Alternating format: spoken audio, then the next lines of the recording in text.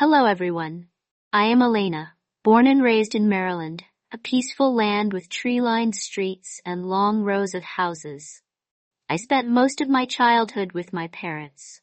My mother was a gentlewoman, always smiling at me from early morning when she prepared breakfast until nightfall in the small kitchen.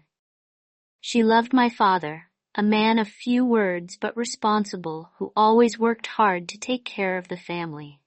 The whole family lived in a small, simple house, but full of love. Every meal had just 2 people, but the gap between me and my father seemed larger than the space of the home. When I was 18, my father remarried, which came as a shock, even though I knew deep down that he deserved to be happy again. His new spouse. My stepmother was a nice and compassionate person. She brought her kid, Mason, who was a year younger than me. It seemed bizarre at first, like my life had been flipped upside down again. Things weren't as peaceful as they had been before. I always felt odd trying to fit in with this new younger brother, despite the fact that he had never done anything to make me uncomfortable. He was silent, as if he, like me, was adjusting to his new surroundings. In the evening, the entire family would congregate in the living room.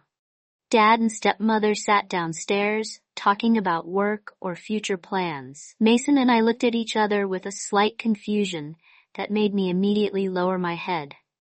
Family meals were the same, gradually becoming an occasion for us to get to know each other better. But in a strange way, Mason often picked up food for me, a small gesture that made me feel a little unusual. He was always quiet, didn't talk much, but sometimes gave me longer glances than usual. I wondered if I was being too sensitive or if it was just a younger brother's feelings for Mason sneaked into my room. As usual, we would have a brief conversation before he returned to his room. But this time, he sat longer than usual, his eyes looking at me deeply as if he wanted to say something. I didn't know how to react. I just felt the atmosphere between us become strangely stifling. The silence dragged on. I felt confused, and before I could think further, I nodded slightly, inviting him to stay a little longer. We sat there in the darkness and the dim light. 2 strangers who were close in a way that none could explain, to be honest. I liked Mason quite a bit. My brother was very handsome, in a way that I couldn't help but notice. Sometimes I wondered if I should feel guilty about it. Mason was my brother, a name after all. But those thoughts were often fleeting, ignored by more logical reasons like the closeness of living in the same house or the harmony of 2 young people living in a closed space. We slept in separate but close-by rooms, both on the second floor, while my father and stepmother slept on the first floor. This sometimes created awkward situations. Mason and I were both at a crucial stage in our lives. I was a freshman in college, and he was a senior in high school, busy preparing for big exams. We were both trying to get used to the new rhythm of life, but the tension between us was undeniable. There were evenings after school when we sat on the sofa in the living room, the TV lights softly shining, but both of us were silent, not knowing what to say. The feelings between Mason and me were ambiguous, not exactly the feeling. My parents had gone on a trip for about 5 days, leaving Mason and me alone at home. At first, we simply thought it would be a time to relax away from the supervision of adults. That night, we sat together in the living room, turning on a romantic movie. It was a movie that neither of us was too interested in. We were just looking for something to kill time. I prepared some dried squid fruit and a few cans of beer for a little relaxation after a busy week. The movie started off pretty easy. We were sitting around chatting like we always did, small talk and light laughter filling the quiet of the house. But then the movie came to an unexpected scene of a couple passionately embracing each other. I don't know why, but we both fell silent. There was no more laughter or carefree conversation. The gap between Mason and me grew stifling, no longer offering the comfort of 2 brothers enjoying a simple moment. I could feel Mason's eyes on me. They were no longer the usual stare, and a heated feeling began to spread through my body. But I said nothing and sat there holding the beer can in my hand to be calm. But before I knew what was going on, Mason had embraced me. His motions were powerful, unpredictable, and unstoppable. His kisses were intense, as if all the pent-up feelings had suddenly erupted. I couldn't hold back. My emotions were in turmoil, but my body reacted in an unexpected way. We had gone beyond the bounds of sisterly tenderness. That night was no longer usual amid the darkness and silence of the chamber. It was a pivotal moment, and I realized that nothing would ever be the same again. That night, all barriers were shattered. I couldn't deny that I had let my emotions take control and allowed things that shouldn't have happened to happen that night. Mason and I had a complete relationship. Crossing all boundaries, we didn't say much, but everything seemed to happen instinctively according to what had been suppressed for so long. The closeness that we had tried to maintain was gone, replaced by emotions that we couldn't control. I remember very clearly the feeling of the next morning as the gentle sunlight filtered through the curtains. I lay there next to Mason in the room that was supposed to be my own peaceful place to sleep. Everything around me was the same as ever. My father and stepmother continued to travel far away in the following days, but we continued to make the most of that time.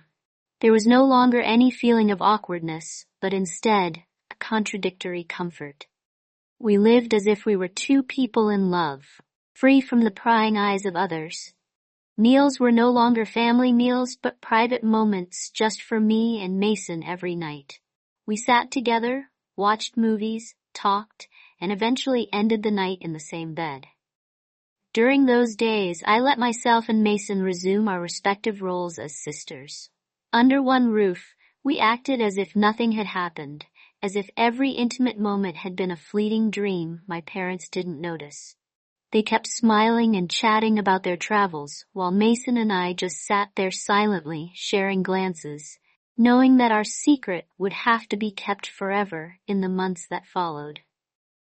We continued to see each other, continuing our secret relationship in secret. The sneaky times, the long sleepless nights began to happen like a habit whenever my parents went to bed early or had to go out. Mason would sneak into my room and we would cling to each other as if there had never been a barrier between us during the long sleepless nights. It began to happen like a habit whenever my parents went to bed early or had to go out. Mason would sneak into my room and we would cling to each other as if there had never been a barrier between us. During the day we tried to act normal. Family meals continued as usual. My parents didn't suspect anything, and Mason and I only made eye contact. This hidden tension made me feel short of breath, but at the same time, I couldn't stop the guilt from slowly eating away at me, but it wasn't strong enough to make me give up. I continued to live in secrecy every night. Every moment with Mason became so familiar that I feared I wouldn't be able to escape.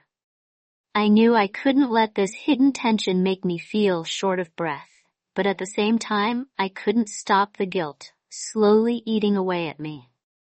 But it wasn't strong enough to make me give up. I continued to live in secrecy every night.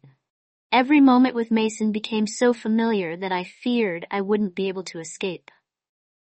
I knew I couldn't let this go any further, so I started taking birth control pills quietly and carefully without anyone knowing. I feared the consequences of this relationship, but instead of stopping, I chose to control it. I tried to convince myself that everything was still within reach, that we would never be discovered about a year later. Mason graduated and went to college. He had to leave home, moving to another city to continue his education. When Mason left, I knew that our relationship would change, even though I didn't want to admit it.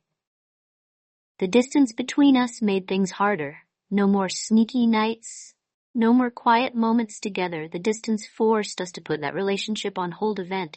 Though I still felt the Abby with nostalgia for the past after graduating, I decided to find a new path for myself. I applied for a job as an office worker for a digital company. The job wasn't anything special, but it gave me stability away from the days of conflict and emotional turmoil. That's when I met him, the man who changed my life forever. He's the owner of a fairly large hair salon in the city. A calm, confident, and charming man. From the first meeting, I was impressed by his strength and gentleness. He was unlike anyone I had ever met before.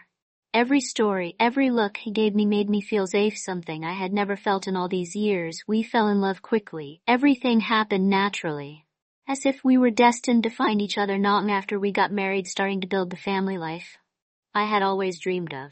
Now we have a child together, and life is more complete than ever. The days with him and the child make me temporarily forget the painful memories of the past, although sometimes they still come back to haunt me in moments of weakness. I knew I had found a new home, a man worthy of love and respect.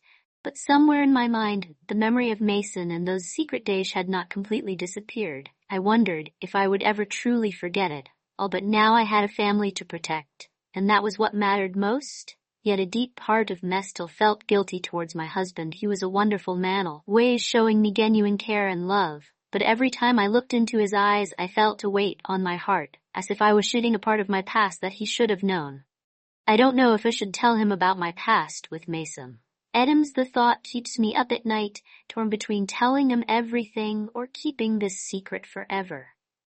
I'm afraid that if I confess, he'll never look at me the same way again. Everything we've built, the little family I cherish, could crumble because of a confession. But on the other hand, continuing to live with this secret is like a weighing down on me every day. It makes me feel like I don't deserve the love he has for him. Honestly, I don't know what to do. I'm at a crossroads, not sure which path is right.